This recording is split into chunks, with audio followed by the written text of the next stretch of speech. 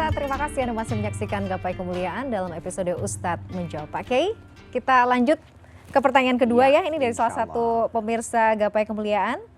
Pertanyaannya, Pak Kiai, ketika kita memiliki piutang kepada orang lain dan sebenarnya kita juga sedang butuh sekali dengan uang. Ada keinginan untuk menagih, tapi kondisi yang bersangkutan sebenarnya juga sedang tidak sehat dan tengah mengidap penyakit berat.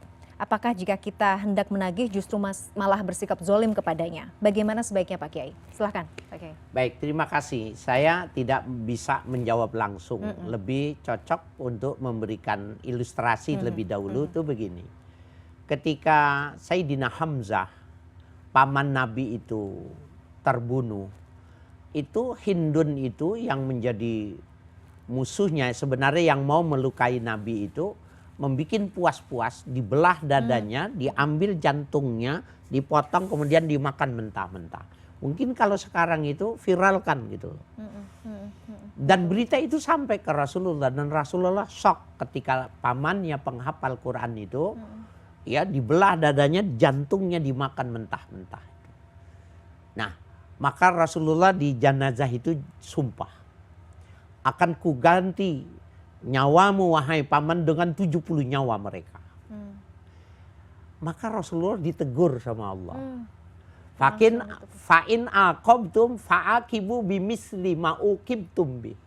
Kalau kau mau balas, berilah balasan yang setimpal dengan yang mereka lakukan. Gak boleh satu gantinya 70. Itu dendam. Nah, ayat berikutnya, wala in sabartum lahuwa khairul lisabirin. Tapi kalau kau sabar, kau tidak balas, itu lebih bagus bagi orang-orang yang sabar.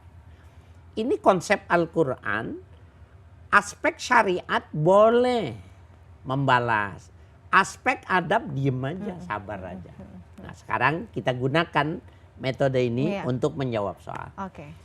Kalau kita ingin bikin surat atau kita berjumpa menyatakan kebutuhan kita, boleh, karena menurut syariat itu hak dia, apalagi sudah jatuh tempo.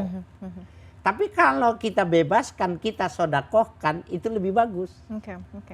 Jadi ceritanya begini, wah ini mah kalau saya minta bisa jadi dia mati karena bertambah-tambah sakitnya, atau tambah penyesalannya tambah nyesek dan lain sebagainya.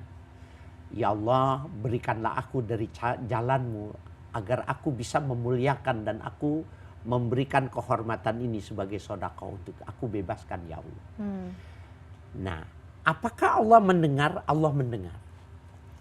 Di dalam salah satu hadis yang sahih mengatakan, ya, man akhadha malan nas wa uridu adaaha addallah.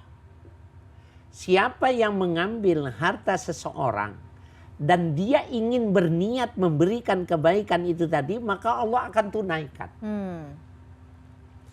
Jadi mau yang mana yang mau dipakai? Pakai cara kalau mau mengikuti syariat, tegur. Karena itu hak kita, apalagi sudah jatuh tempo, atau kebutuhan kita memang luar biasa. Boleh, nggak mengapa. Adapun resiko dia sakit dan lain sebagainya dengan tulisan kita, dengan kita, itu resiko kehidupan.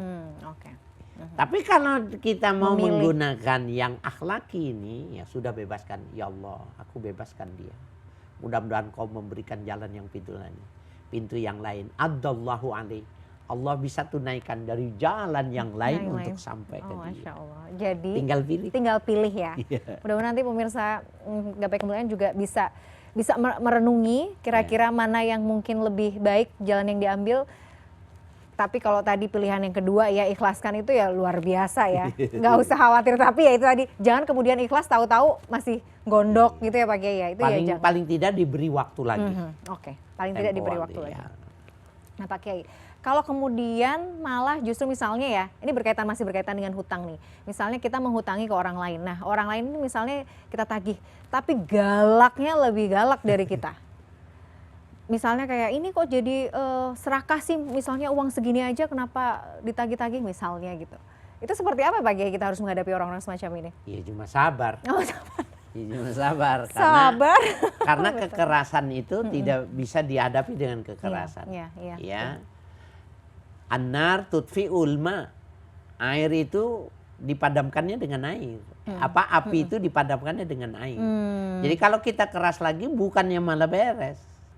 Ada masalah-masalah tambahan lagi terhadap ya utang piutang yang ditimbulkan. Oke. Tapi Pak Kiai, sebenarnya ketika kita sebenarnya mampu ya, ketika kita punya hutang, kita mampu sebenarnya untuk bayar, tapi kita tuh memilih untuk menunda-nunda, nanti-nanti dulu deh, belum ditagih, entar-entar aja. Itu sebenarnya malah justru membawa kerugian kan buat kita. Malah berdosa, Malah bukan berdosa, kerugian, ya. Iya, berdosa. Jadi kalau kita sudah punya, maka seyogianya belum jatuh tempo pun udah kita bayar. Iya. Bukankah begitu orang yang berhutang, yang serius berhutang?